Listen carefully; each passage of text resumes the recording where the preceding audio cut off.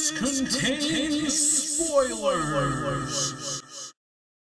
The Amazing Spider-Man 2 is arguably the worst Spider-Man film ever made. Now, I would love to be able to sit here and fully review this movie the right way, by really getting down to the nitty-gritty and nitpicking specific scenes and showing those scenes, but I can't really do that yet because it's not out on Blu-ray, so I can't really pull the specific scenes I like to show. But what I will do is, kind of like how the director half-assedly directed this movie, I'm gonna half-assedly review it. So, out of a laundry list of things I really hated about this movie, I'll try to take those things and put them into 5 generalized categories. So, first up on my list of things that I really don't like about this movie is simply the most obvious. It's Spider-Man screen time. You simply do not see Spider-Man enough in this film in his spider suit doing Spider-Man things. Now, the movie is really long, clocks in around 2 hours and 20 minutes, and you see Spider-Man for a little less than 30 minutes. Now, for the people at home that aren't doing math, 30 minutes out of a 2 hour and 20 minute movie is just about a quarter of the movie, but not quite. So, to be generous, let's just say Spider-Man is on screen as Spider-Man, the title character of the movie you're watching, for 1/4 of the movie.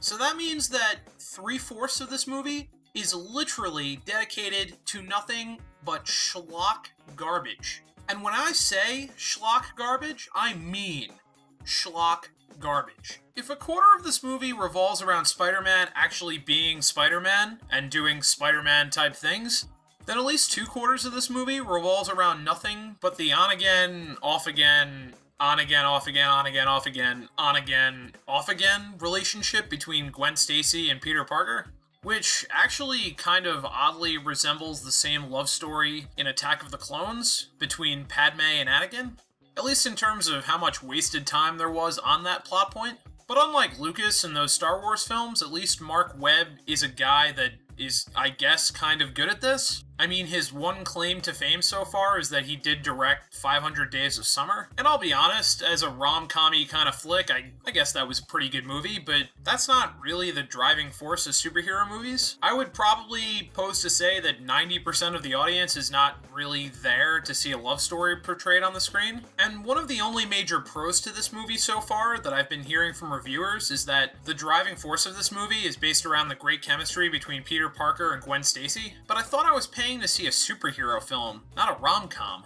The next category of things I really didn't like about this film was bad writing. I really want to shake the person's hand who was the first reviewer to point out the endless comparisons between this movie and Joel Schumacher's Batman and Robin, because the amount of campy dialogue in this film is horrendous. There are points in this movie where you could literally go head-to-head with the amount of crappy dialogue that came out of Arnold Schwarzenegger's mouth as Mr. Freeze when it comes to the dialogue that Electro said on screen.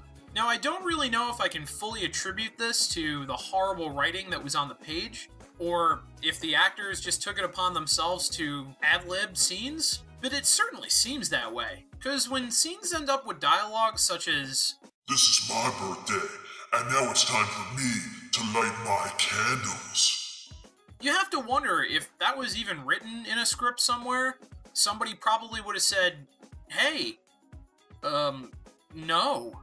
And let's talk Schumacher-Batman comparisons for a second. Another disappointing thing about this film was the way in which they handled Electro. They were marketing this guy up to be like the boss villain, but instead, Jamie Foxx ends up just portraying a one-to-one replica of Edward E. Nygma from Batman Forever. He's got the corny comb-over, the giant glasses that are way too big for his face, and he gives off such an old-school, campy, caricature vibe of a nerd. And what's worse is that, instead of him being like the boss villain of this flick, he ends up just becoming a lackey of Harry Osborn towards the end. Although there was one scene in the film that I did genuinely enjoy with Electro in it, and that was when Harry Osborn and Electro go back to Oscorp, and Electro kind of just pops up behind a guard and, like, electrocutes him through his chest.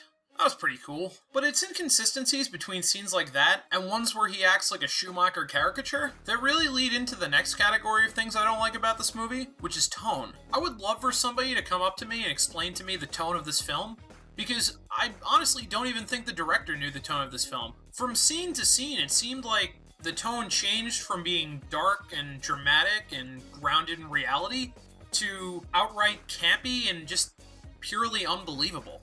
And it didn't really help that the score to this movie really took me out of it, and I was really frightened because after I saw the movie and I looked who did the score, I found out it was Hans Zimmer. And Hans Zimmer's great. He did movies like Inception, the Dark Knight trilogy. He's a great composer. And this film score just seemed so dull. In fact, in certain areas of the film, especially, I guess, what would be considered the hero's theme, was really just a ripoff of, like, the theme to Kick-Ass. So this score was kind of a weird departure from what you would come to expect from a guy like Hans Zimmer.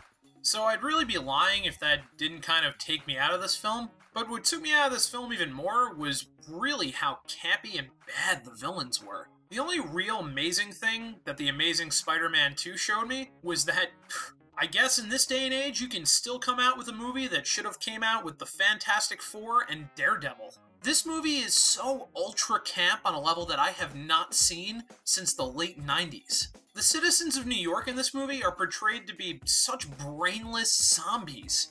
There are two instances that come to mind in this film that really annoyed me.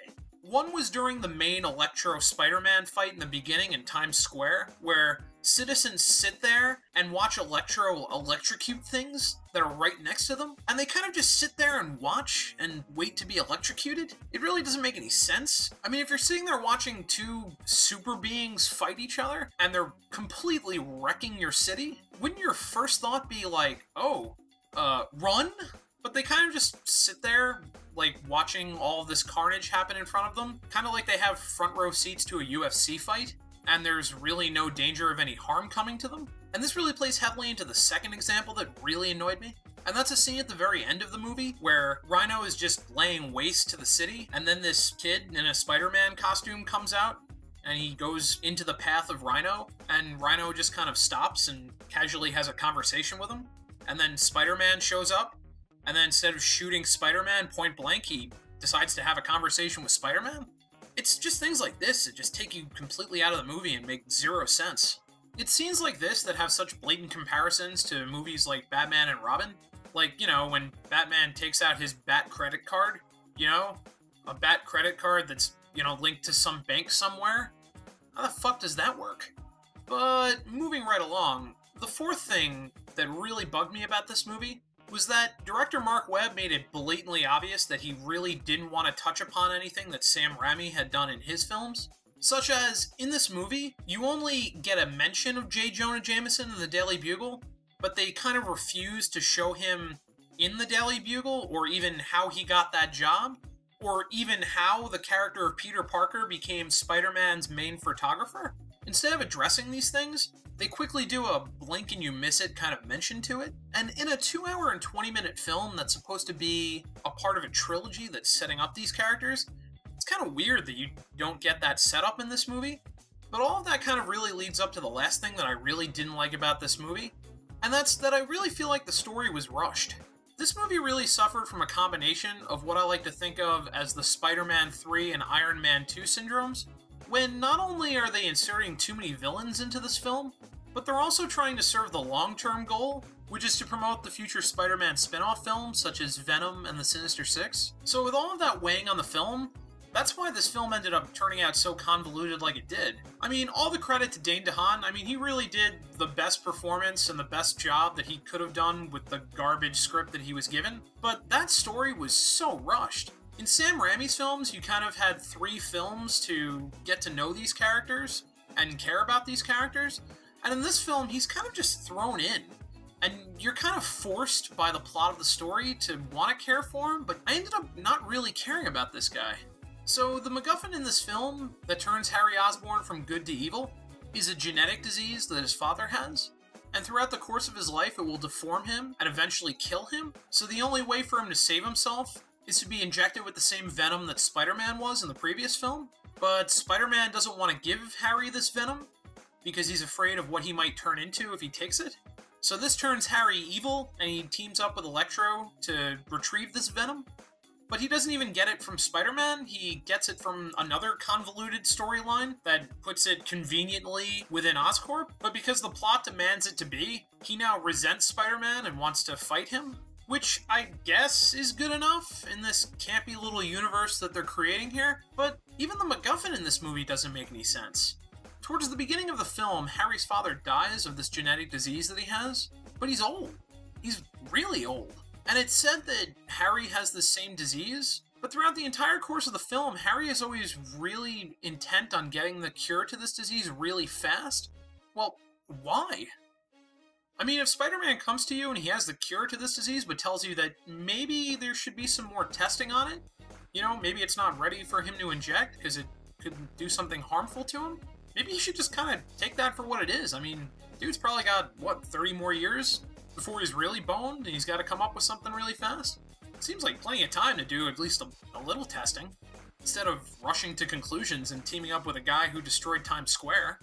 But he turns evil, he takes the venom, it turns him into the Green Goblin, which deforms him even more, and he's forced to now go into one of the prototype suits that's sitting around this kind of hangar that Oscorp has of secret projects. And even up to this point, I could maybe buy these things, but then he gets in the suit and he starts flying around in it and eventually fights Spider-Man at the end. But it's never really set up that Harry has any kind of military-type training or even knows how to fight in general. Yet he gets in this prototype suit that nobody's ever flown before and starts fighting Spider-Man? Okay. But in a nutshell, that's really what this movie is. It's taking interesting characters and inserting them into the film in the worst ways possible. And no character in this film is a better example of this than Rhino. If you watch any of the extended Spider-Man commercials, congratulations. You have just seen every scene that the Rhino is in. He was in this movie for all of 3 minutes, maybe? There was literally no reason that Rhino needed to be in this. It's blatantly obvious that the only reason they put him in this movie at all is so that they could market the film as having 3 villains while also hyping up the future Sinister Six spinoff. But from what I've seen so far, the reaction to his character in this movie is going to be so angry it might even be on the level of Jar Jar Binks after episode 1. Which means not only did they not do justice to the character of Rhino, but they also ruined him for future films. And what an absolute disappointment that ends up being. Because Paul Giamatti, he's a great actor. He really is. He's an #1 first-rate, first-class actor. He was amazing in films like Man on the Moon, Sideways, American Splendor. He was recently in 12 Years a Slave. The guy can act. But Mark Webb decided to put him in this movie for 3 minutes, and in the 3 minutes that he's in this movie, you kind of wish he wasn't in the movie. All he does is sit there and yell in this terrible Russian accent, and there's even a scene where he gets pantsed by Spider-Man. But I guess that's just another brick on the wall of things done wrong in this movie. But it wasn't all bad. I mean, there were some things I liked about this movie. I liked the suit a lot better in this one. I thought the white tinted eyes was a lot better looking than the black tinted eyes from the last one. And I thought it was a lot more true to the comic. I'm not really sure if I liked, but I kind of respected the fact that as Spider-Man was fighting somebody, he'd throw out these little quips that he would do, kind of like how he does in the comic. I actually really liked the Gwen Stacy death scene. I thought that was amazingly true to the comic, even though they didn't have Norman Osborn there as the Green Goblin, but they kind of nodded to it and had Harry there as the Green Goblin in his place. And the visual effects were great. Everything on screen looked dynamite. But in the end, I really just didn't like the film. And I had high hopes coming into this movie, I really did. I really didn't enjoy the last one, but I took interest in this movie because they started showing a long-term goal where they were setting up for future films like Venom and Sinister Six. So they were starting to hype me up, and it made me feel like maybe the first one was kind of a fluke, and this movie would become the building blocks of a solid foundation into going into future films. But instead, we kind of just got this campy movie that really felt out of place and doesn't even really feel like it belongs to this era. I mean, I can't really speak for anybody that had anything to do with this movie, but I know if I did, I'd feel embarrassed. For this movie to come out alongside movies like Captain America the Winter Soldier and the Avengers, that's like if the show Lost was on at the same time as the 1960s Batman series. To sum it up, I think my final review of this flick would be 2 out of 5, and that would be generous. The movie wasn't the worst movie I've ever seen before, but in my opinion, it was definitely the worst Spider-Man film to date. But enough of me babbling. What did you guys think of the movie? Did you like it? Did you hate it? Do you feel indifferent about it? Are you even excited for the next one? Let me know in the comments section. And don't forget to like and subscribe, and check out my other videos on this fine channel.